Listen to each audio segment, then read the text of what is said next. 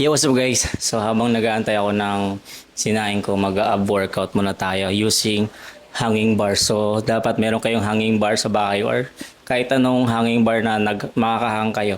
So lahat na to tatamaan yung ating abs.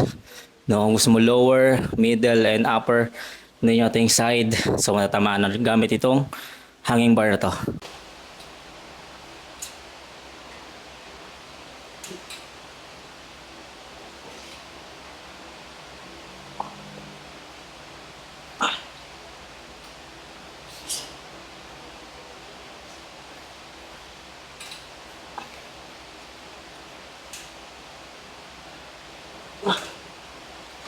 Okay.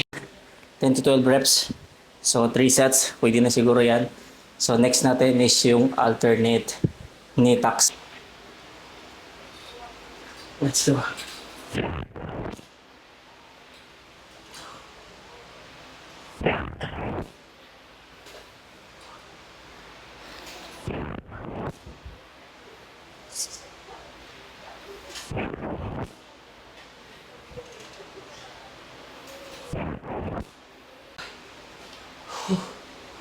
Yung ating sinaing.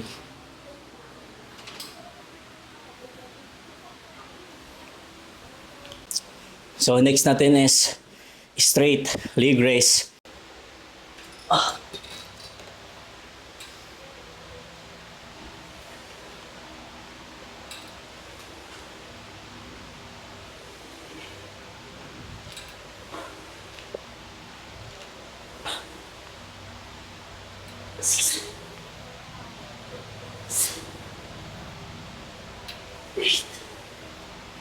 Oh, last two.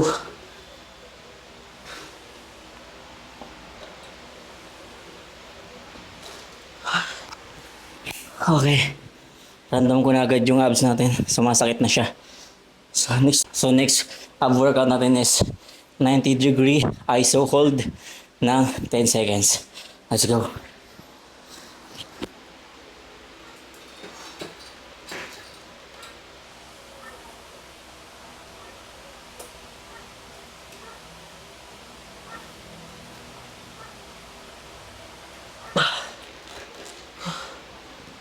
So, gawin nyo lang yan ng 3 sets every workout. So, sana nakatulong sa inyong pagpa-abs. Ayan. Go. Let's go.